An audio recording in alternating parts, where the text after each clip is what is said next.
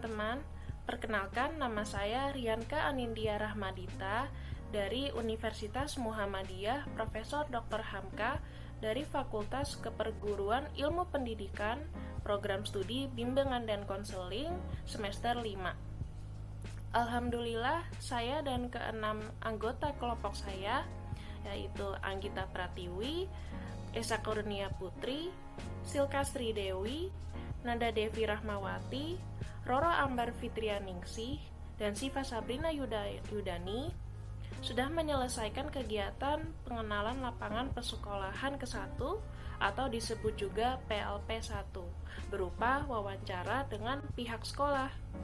Sebelumnya saya akan menjelaskan sedikit mengenai PLP-1. PLP-1 adalah tahapan pertama dari kegiatan pengenalan lapangan sekolah yang dilakukan pada semester 5. Tujuan kegiatan ini yaitu untuk menumbuhkan kelandasan jati diri dari seorang pendidik melalui beberapa kegiatan yang ada di sekolah, seperti observasi mengenai fasilitas sekolah, struktur organisasi sekolah, tata tertib dan peraturan sekolah, serta kegiatan-kegiatan lain yang terdapat di sekolah tersebut. Dalam kegiatan PLP-1 ini, sekolah yang kami tuju adalah SMA Negeri 97 Jakarta.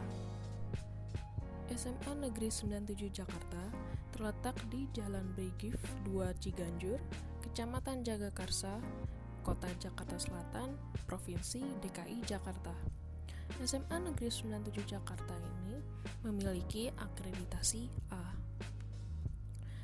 Tak lupa saya berterima kasih kepada dosen pembimbing saya yang telah membantu saya untuk menyelesaikan laporan kegiatan PLP-1 ini, yaitu Ibu Mega Elviani Nasti, MPD.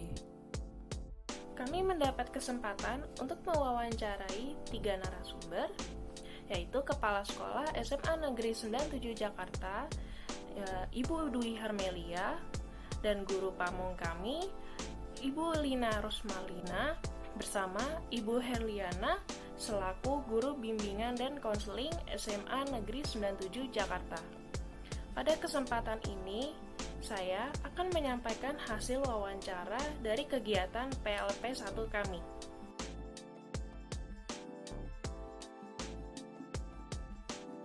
Yang pertama saya bahas dulu adalah karakteristik umum peserta didik di SMA Negeri 97 Jakarta. Dalam rangka mengoptimalkan kegiatan perencanaan akademik serta mendukung kinerja SMA Negeri 97 Jakarta di masa pandemi ini, dilakukannya perencanaan rapat kerja atau disebut raker. Setelah melakukan perencanaan raker, kelas 10 akan melaksanakan latihan dasar kepemimpinan siswa atau LDKS secara online dengan mengundang tim yang sudah berpengalaman dan anak-anak OSIS. Dalam kegiatan itu juga akan diselipkan pendidikan karakter siswa. SMA Negeri 97 Jakarta juga melakukan pembiasaan positif yang wajib dilakukan untuk seluruh warga sekolah seperti konsep 3S, yaitu senyum, sapa, dan salam. Saat pembelajaran daring penuh, semua guru melakukan pembelajaran dari rumah masing-masing. Tenaga kependidikan dan tim manajemen yang terjadwal tetap datang ke sekolah dengan sistem setengah-setengah. Sistem setengah-setengah ini berarti sistem untuk beberapa guru yang mengajar akan datang ke sekolah, lalu guru yang tidak mengajar akan tetap di rumah masing-masing.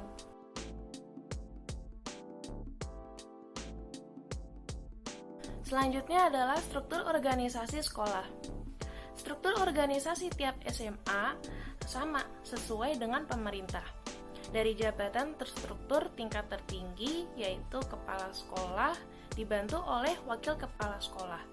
Beberapa wakil kepala sekolah membawahi bidang kurikulum, bidang kesiswaan, dan bidang sarana prasarana dan humas.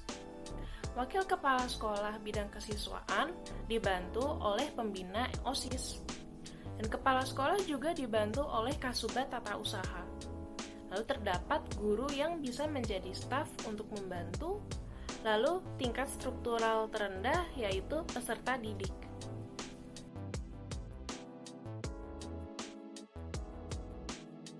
Peraturan dan tata tertib di SMA Negeri 97 Jakarta dibagi 3, yaitu untuk peserta didik, untuk guru, dan untuk staf tata usaha. Jika ketiga itu melanggar tata tertib, tetap akan dikenakan sanksi. Hanya saja, sanksi untuk peserta didik digunakan agar memandirikan mereka dan sesuai dengan pelanggaran apa yang dilakukan.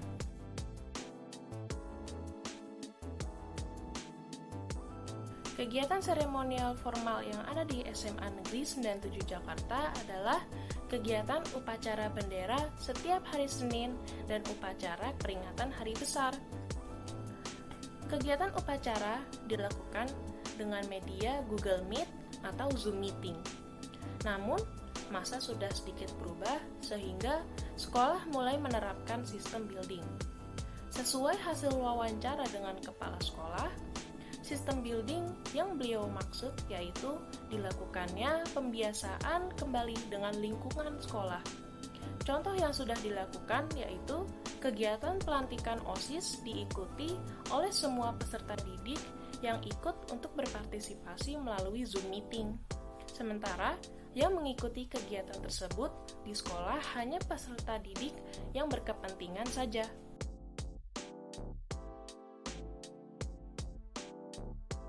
SMA Negeri 97 Jakarta menyediakan ekstrakurikuler sebagai berikut: futsal, basket, bulu tangkis, sepak bola, rohani Islam atau rohis, rohani Kristen atau rokris, paskibra, palang merah remaja atau PMR, kelompok ilmiah remaja atau KIR, pecinta alam 97 atau Palastu, paduan suara, menari, desain grafis dan animasi, dan Japanese Community atau JAPCOM.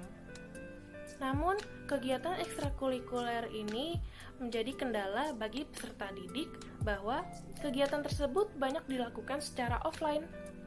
Ada beberapa ekstrakurikuler yang bisa tetap dilakukan dengan fasilitas yang memadai seperti rohis, rokris, KIR, paduan suara, menari, desain grafis dan animasi, serta JAPCOM.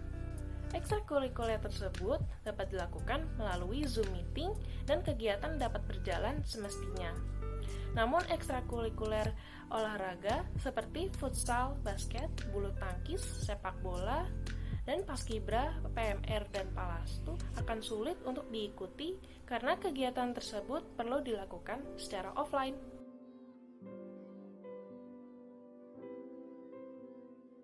SMA Negeri 97 Jakarta mengadakan kegiatan tadarus melalui Zoom Meeting setiap hari Selasa dan Kamis dengan menggunakan sistem breakout untuk membagi kelasnya. Kegiatan ini akan dipandu dengan wali kelas, lalu untuk peserta didik yang membaca akan dilakukan secara bergiliran dengan tujuan untuk mengetahui kemampuan peserta didik dalam membaca Al-Quran. Untuk kegiatan rutin bagi non-muslim akan dibuatkan program ibadah pagi. Namun, jumlah peserta didik non-muslim tidak sebanyak jumlah peserta didik muslim, sehingga sekolah hanya membuat satu ruang Zoom Meeting dengan menggabungkan semua kelas dan didampingi oleh guru agama yang sesuai. Lalu, pada setiap hari Senin, Rabu, dan Jumat, diadakan kegiatan literasi karena setiap hari itu SMA Negeri 97 Jakarta sudah melaksanakan pembelajaran tatap muka atau PTM. Sebelum memulai pelayanan bimbingan dan konseling, guru BK SMA Negeri 97 Jakarta menyiapkan perangkat atau media yang digunakan selama pemberian layanan secara daring berlangsung. Pemberian layanan ini menggunakan Zoom Meeting, Google Meet, dan WhatsApp. Untuk mengabsen kehadiran peserta didik, biasanya menggunakan Google Classroom. Dalam penyampaian layanan bimbingan dan konseling sesuai dengan jadwal jam pelajaran bimbingan konseling di SMA Negeri 97 Jakarta yang dilaksanakan sesuai RPL atau disebut rencana pelaksanaan layanan. Dalam membuat suatu program, pertama kali yang harus dilakukan oleh guru BK yaitu menyebarkan asesmen seperti angket untuk mengetahui apa yang dibutuhkan oleh peserta didik. RPL dibuat menyesuaikan perkembangan baru yang sedang terjadi.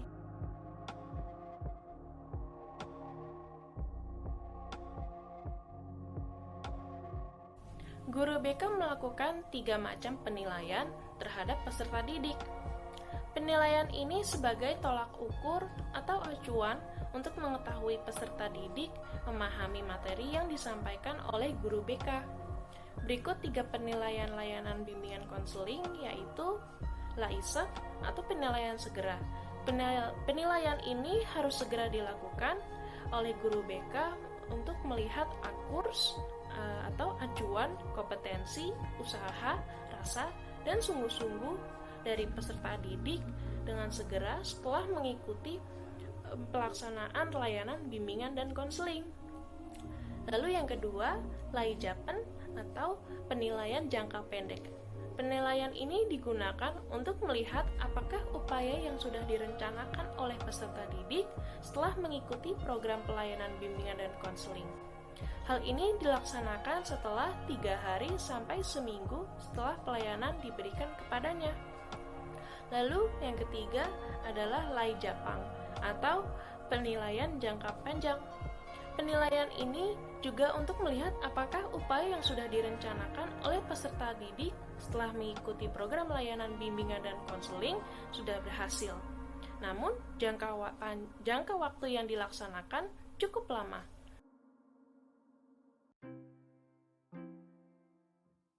Dalam pemberian layanan bimbingan dan konseling secara daring, masalah yang ditemui adalah adanya kendala berkomunikasi dan kendala jaringan. Proses layanan bimbingan dan konseling dan proses komunikasi peserta didik dengan guru BK dapat berjalan dengan lancar apabila adanya jaringan internet yang kuat. Masalah lain selama proses layanan secara daring yang dapat ditemui adalah bila peserta didik tidak bisa mengkondisikan dirinya saat di rumah. Maksudnya adalah saat berada di rumah, peserta didik masih sulit untuk merasa bahwa mereka berada di situasi pembelajaran sudah dimulai. Akhirnya, masih ada peserta didik yang sulit untuk mengaktifkan kamera saat pembelajaran lewat Zoom Meeting atau Google Meet, karena peserta didik masih belum siap dengan seragam sekolahnya. Sementara, guru BK memerlukan interaksi dengan peserta didik untuk melihat gestur peserta didik yang diajar.